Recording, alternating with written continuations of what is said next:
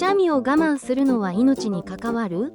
くしゃみを止めると内圧が急上昇して危険。くしゃみは時速 160km 以上の勢いで空気を放出する反射。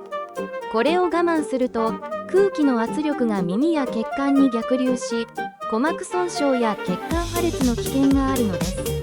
実際にくしゃみを我慢して鼓膜が破れた例も報告されています。無理に止めるのは絶対 NG。 くしゃみは体の防御行動。出るものは出して OK。 自然の反応に逆らわないことが健康